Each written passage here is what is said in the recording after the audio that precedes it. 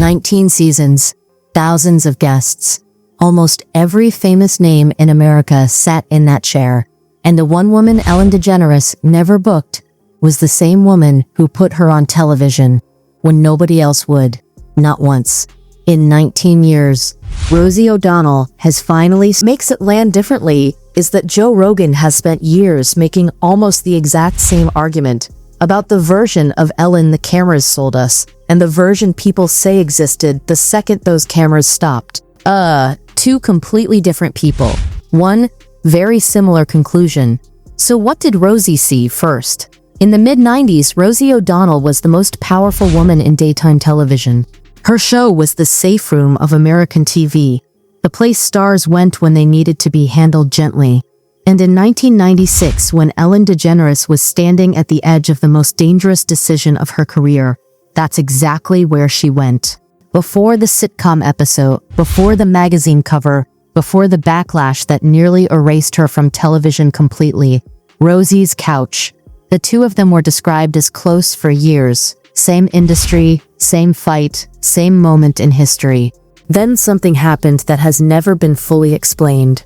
Rosie has said publicly that they simply grew apart, that once Ellen reached the top of daytime, the friendship quietly stopped being a friendship. No blow-up, no public feud, no statement to the press, just distance. Ellen DeGeneres is speaking out about reports of workplace mistreatment in a letter to her staff. The talk show host shared her initial reaction to the allegations from current and former employees and revealed what actions are being taken to improve company culture. Ellen said she was disappointed to learn about the claims in a recent BuzzFeed article, citing the show's enormous growth over the years and her increased reliance on people to do their jobs as they knew I'd want them done. She went on to acknowledge that clearly some didn't. I don't think you achieve anything by bullying people. In a statement to ET, Warner Brothers, the studio behind Ellen's show, claims they have interviewed dozens of current and former employees in the wake of these allegations. They say that during their investigation, it was revealed that there were some deficiencies related to the show's day-to-day management. And that moving forward, the studio and Ellen are committed to creating a workplace based on respect and inclusion. I stay grateful and I try to stay humble, and I think that I pay attention to what is important and what is real. These misconduct allegations stem from a BuzzFeed article that was published last week, which included anonymous accounts from a dozen former and one current employee. And for years, that was the whole story. Two old friends who drifted. But after everything that eventually came out about that show, people started rereading that silence very differently. Because the question stopped being why Rosie disappeared from Ellen's world and started being what Rosie already knew about it. Joe Rogan has never been quiet about Ellen DeGeneres. For years, across episode after episode, he made the same argument that the Ellen millions of people loved was not a personality, it was a performance.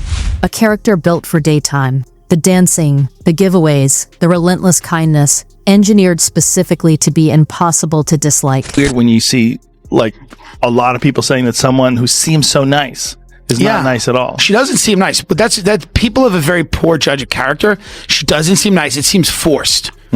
People that are like that all the time, she doesn't seem nice. It's very forced. And whatever, you're allowed to be a bitch, right? You're allowed to be a bitch. You're allowed to be nasty to people. You're accomplished. You're a comedian. You did the whole thing. What you're not allowed to do is have a Guantanamo Bay situation in the backstage of your show where everybody's walking around afraid for their life, and it's like Abu Ghraib where they're hooked up to wires and they dogs have like around them. Yeah, she's got dogs and hoods. If an intern's late, they have a hood on. I don't support that. That's just me. Yeah, I'm with you. Ellen was some kind of monster. It was simpler than that, and in some ways harsher. He argued the warmth was a product, manufactured, focus tested, and sold, and that the real person underneath was someone the audience had never actually met. There's an arrogance that some stars had, like particularly in the 90s. When I first came to Hollywood, and this is like really evident for me because I was not a star, but I was on a television show. So I got to be around a lot of stars. And there was a way that some of them would treat you. They would let you know that you are subhuman. You are below them. They would communicate with you in the most disrespectful and dismissive ways. Like weird. like mousy guys that I could kill, Right. like instantly. And they would just be rude to you in a really weird way because they had power. They had power. And then when an executive would come over, they would turn on the charm. They'd be smiling and laughing. And then you would talk to them at the craft service and they would dismiss you in the shittiest ways. I encountered a bunch of that. Yeah. It was commonplace. And it was, I think, a thing that they aspired to. At the time, that was easy to dismiss. Rogan was a podcaster. Ellen had the ratings, the Emmys, and one of the most protected reputations in American television. Who was going to believe him over her? But here's what almost nobody noticed. Rogan wasn't first. Long before any of those arguments went mainstream, Rosie O'Donnell had already voiced her own quiet doubts about the Ellen the public thought they knew. She'd known her back when Ellen was still just a stand-up comic. And Rosie's red was always subtly different from everyone else's. She wasn't describing a friend who had changed. She was describing someone who had become something. For years, those comments got filed away as old industry friction. Two rivals from the same lane. Nothing more. Then the story broke. And suddenly Rosie's words didn't sound like bitterness at all. They sounded like someone who'd been trying to tell people something for a very long time. In 2020, everything Ellen DeGeneres had built cracked open in a single news cycle. A BuzzFeed News investigation published accounts for more than a dozen former employees of The Ellen DeGeneres Show. What they described did not resemble the program viewers watched every afternoon.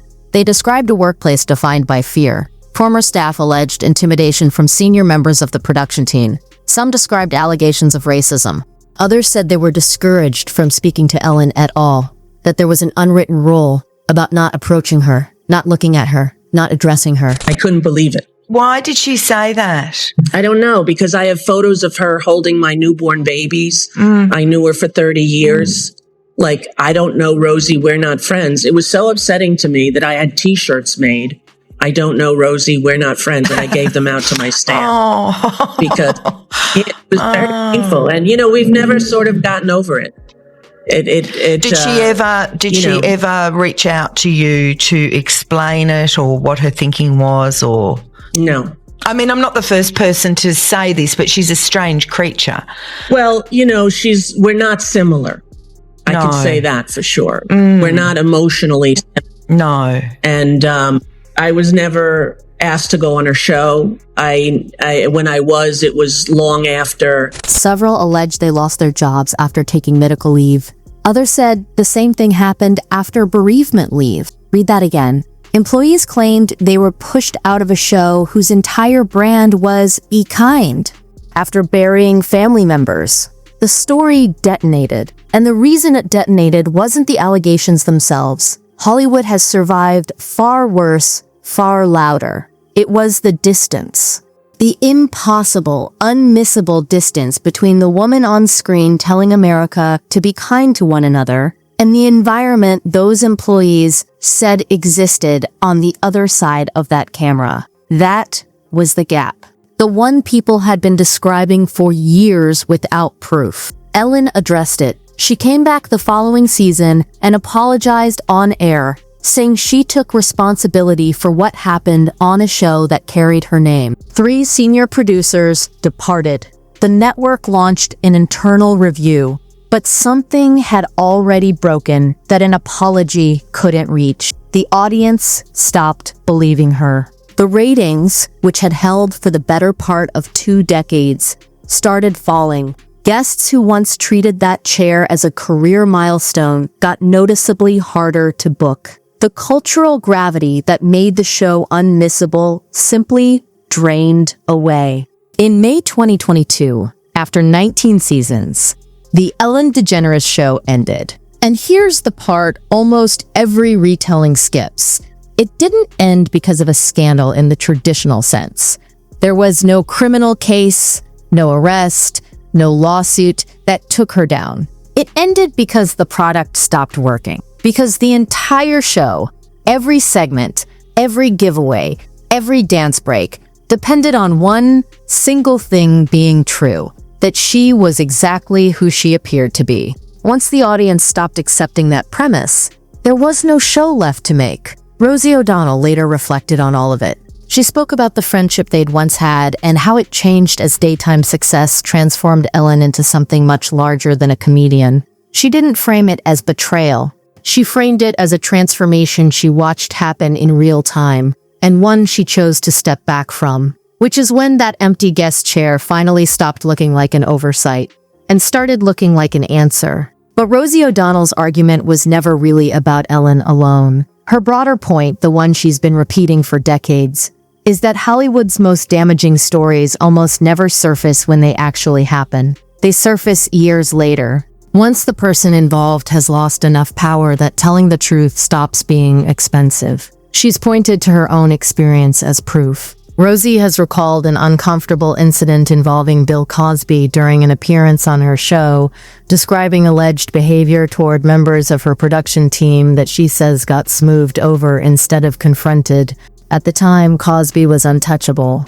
The complaint went nowhere. On the morning of Tuesday, December 12, Twitch packed a small bag with only a change of clothes and his handgun, slipped out of his house without telling Allison, turned his phone to airplane mode so he couldn't be tracked, and took an Uber to the Oak Tree Inn, a dreary two-story motel in a hacienda-style building on heavily trafficked Ventura Boulevard, just a mile from his house, and paid $107 to reserve a room for a single night. Twitch made his way down to room 249 and let himself in. Allison reported to police that Twitch was missing shortly after he had left the house, noting with particular worry that she couldn't reach him by phone, and he had not taken his car with him when he left, two things that she said were very much out of character for him. Because there were no details about Twitch's death, people just rushed to fill that void. This was at the time when Ellen had built this edifice as the nicest person on television. She would have YouTube stars, and all of a sudden that edifice was crumbling. The news about Ellen created a wave of online criticism at the time, including some directed at Twitch. To Rosie, that wasn't an isolated failure. It was the operating system.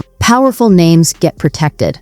Uncomfortable conversations happen behind closed doors, and the people with the least leverage absorb the cost. Once you accept that framework, a lot of old footage starts looking very different. Clips from the Ellen DeGeneres show involving a teenage Justin Bieber have resurfaced repeatedly, with critics arguing that moments treated as harmless comedy at the time now read as an adult host getting far too comfortable with a minor's personal life on national television. Hollywood managers who manage kids, it's a racket, man. Did you hear that kid from Strange grooming these kids, dude? That kid from Strange Things, Stranger Things. He just left his manager, and they're alleging sex abuse. They just left their agent. See if you can find that. Owen Benjamin, the curly-haired kid. Oh, yeah, and he's Owen Benjamin just put it on his Instagram today because Owen has been taking a lot of heat online because he said that a 3-year-old kid shouldn't be fucking transgender, and people giving him a hard time saying he's a bigot. Like, are you out of your fucking mind?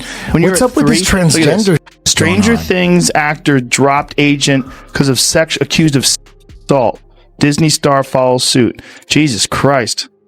This is nuts. Watch man. An Open Secret, and they go through, dude, they pick they're accusing people. It's for free, I think, on Vimeo. Yeah, you can watch it for free. An Open Secret. Just on YouTube or something. On Vimeo. You know what Sturgill Simpson told me? He said the same thing exists in music. What? He said in music there's a bunch of pedos and pederasts for sure. in music as well. The entertainment business all the way through. Music. This is about music and movies and TV. It's about the whole entertainment business. Women and kids. Mostly kids. And sometimes dudes. You know, Terry Crews said that he was attacked. Well, not attacked. Some dude grabbed his dick in front of his wife. Some famous dude grabbed his... Nobody's alleging a crime there. That's not the argument. The argument is that the industry had a blind spot about how young performers were handled, and daytime television was one of its biggest engines. Sean Diddy Combs appeared on that show numerous times over the years, making him one of its more recognizable recurring guests. Ellen also made on-air remarks referencing his famous parties, comments that were played purely for laughs at the time. Is that going to be a new thing? Are you going to try to be early? Yes, I'm trying to be early. Are you going to be early for my party? Yes, I am. No. You know I have to arrive fashionably late. All right. Not too late, though. Not too late? Not too late, please. What time would you like me there? I'll tell you later. Okay. But not too late. Because, once you get there, the party really starts. Yeah. You know what I'm saying? I got you. I promise you I'm not going to let you down on this big one. All right, good. Real. Good. Your shoes, your feet are going to have blisters. You're going to be dancing so hard. I can't. Those same clips circulate very differently now. After the federal criminal case against Combs put those gatherings under a spotlight nobody expected. Old footage isn't evidence, but it does show you what the room used to find funny. Rogan has made that same case for decades. that exploitation and abuse of power have existed in parts of the entertainment industry for a very long time, especially around young performers still trying to build a career. Be around weird agents and taking auditions. No, don't let your kids get into acting. Do not let your kids get into that. Ever worked out? Well, the other thing is, like, look at what happened with that Sandusky guy. That guy was taking care of kids. Like, his whole thing was like, hey, I do charitable work with children. I do charitable work and I take care of these kids. Camp. Yeah, I'm just all about helping kids. It's all about helping kids. They're our future. If you're an actress and you worked with Harvey Weinstein, you never tried to get yourself. Like, what is wrong with me? Well, you ugly. Yeah, you ugly. What's wrong with my face? They're really going after him. That seems weird. It doesn't seem weird, dude. Look, hell yeah, they're going after him. That guy's entire business. Here's the thing. He's one of many. There's got to be like a bunch of people that ran their business that way. But Weinstein, they say, like, in Hollywood, like, my agent's like, oh no, yeah, it's about time he got caught. I'm like, what the f? Everyone knew this? Dude, like, everyone knew. Did you see his contract? It was in his contract. The way he had his contract set up was like they had a certain amount of money that he would have to pay if he had a claim against him. It was a thing for him. Yes. Like, he had so many claims. That's like, first offense was $100,000. Second offense was $250,000. Third offense was $750,000. Fourth offense was $1 million. He had it written into his contract with Miramax. His contract with the Weinstein Company. Like, he owned Miramax, right? I don't know. Explain that contract. Like, he'd have to pay $100,000. Yes. They're protecting themselves. Oh, when they sign harassment. When they sign him, they go, okay, the first time one of these goods is going to be $100,000. Yes. Second time it's $200,000. It's not just. Yes, I mean, it was. That's so how big of a problem it was. It was such a huge. It was so known of what he would do, and look, even Quentin Tarantino said that he did it to his ex-girlfriend. The conviction of Harvey Weinstein and the federal case against Combs sent people back through those old warnings with completely different eyes. Then Ellen left. Not just the show, the country. She and her wife relocated to the United Kingdom, stepping almost entirely out of the public life she'd occupied for 30 years. Ellen DeGeneres and her wife, Portia de Rossi, have reportedly fled the US, bound for the UK, after Donald Trump's landslide victory. Numerous publications are reporting the couple have left the United States permanently. There are also reports the couple have put their Montecito mansion on the market. Entertainment publication The Wrap has the exclusive story and said, Ellen DeGeneres and wife Portia de Rossi have moved to rural England, put their Montecito estate on the market, and plan to never return to the United States. She gave her reasons publicly, but for anyone who'd watched the whole arc, that exit had a certain finality to it. The most visible woman in American daytime television simply stopped being visible. And then, just as people assumed that was the end of it, Ellen hinted she might be considering a return, which brings all of it back to Rosie.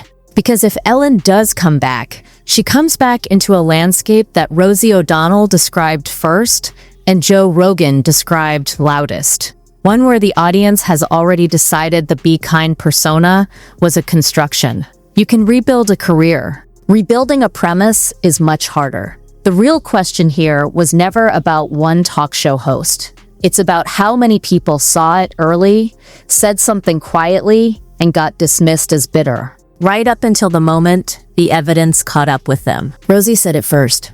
Rogan said it louder. And nobody listened until the ratings collapsed. If you've made it this far, you already know this is bigger than Ellen. So subscribe, hit notifications, and stay with us. Because the next name we cover might change how you look at Hollywood all over again.